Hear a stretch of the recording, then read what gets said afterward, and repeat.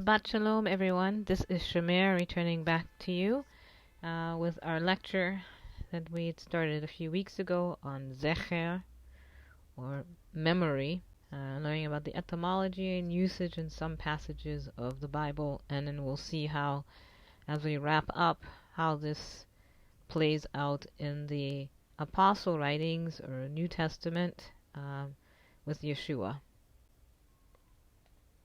Okay, so we have blotting out Zecher and Shem, memory and name. Shem, Veshem Reshaim Yirkav, and the name of the wicked ones, the Shem, Veshem Reshaim, it will rot. Yirkav, so the wicked have no memory and no Shem or name. No memory of the wicked after a physical death leaves the wicked without any posthumous fame. Remembrance means more than being called by name and acknowledged. It is seen as being somehow identical with existence before and through Elohim. Zecher of Elohim, or memory of God.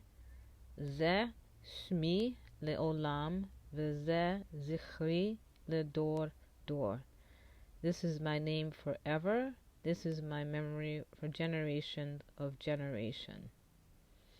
Elohim has his remembrance because of how he revealed his Shem, Yud He Vav He, or his name.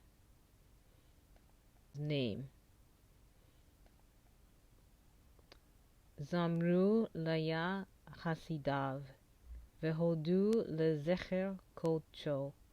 Praise Yah, Zamru laya, his faithful ones, chasidav. And by the way, this is the word that's probably being rendered as saints, chasidav, chasid, the faithful one.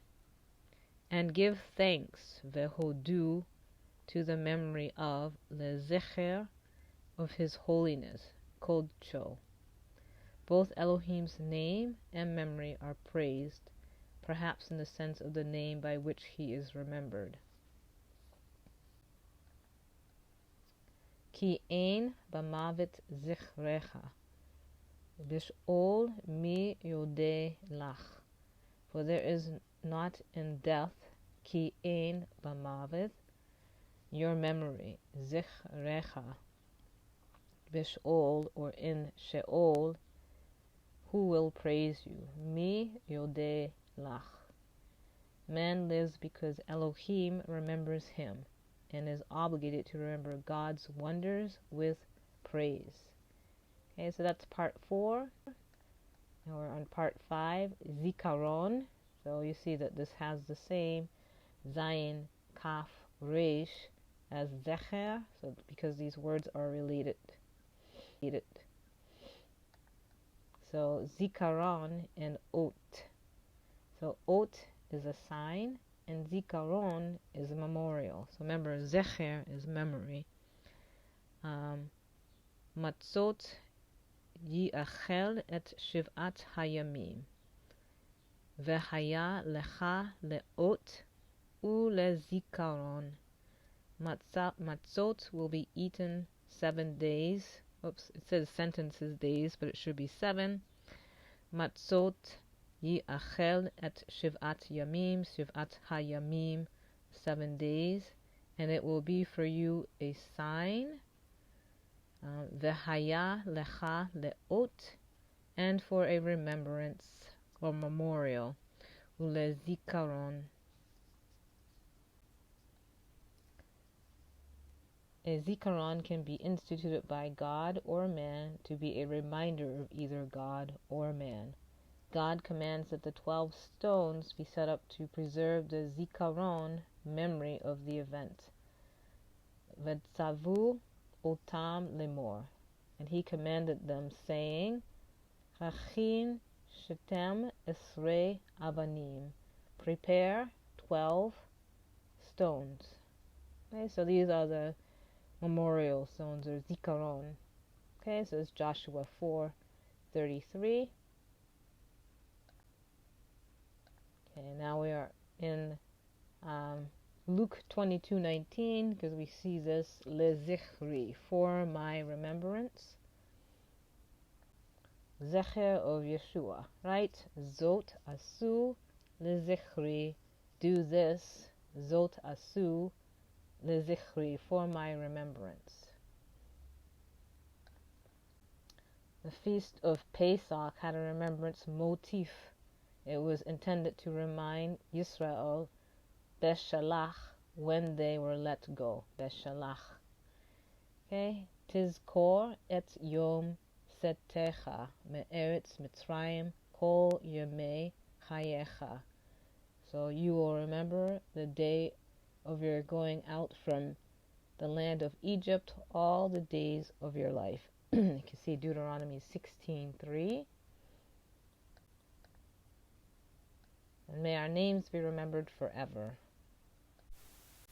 Just going back, so I'll explain a little more. So there's two things actually we want to think about with this verse in Luke. First, Yeshua tells the disciples to do this in his remembrance or for his remembrance. So that brings us automatically back to the Torah, back to the exiting from Egypt. Because remember, that's what we're going to, right? We're coming to another great exodus, even greater than the first one. And whenever you read about Yeshua and any body of water, a lot of that is to invoke the memory of the Exodus, especially when Yeshua is walking on the water. And I really do dislike very much the English translation, because they have Yeshua when the disciples see him on the water, and they have him say, "It is I." It was not what he said. He said, "I am." Yeshua uses the "I am" statement 50 times in the apostles. And I say apostles or Sefer Shelichim, it means the sent ones, because this is how they saw themselves. This is actually how we view this in the Tanakh. These ones that were sent out, Shaliach, a sent one out to bring the truth of the Torah, the truth of Mashiach. So this is why I use that title rather than New Testament, Old Testament. Those terms are just kind of Christian theological terms. They're not really used. They're not used in Israel.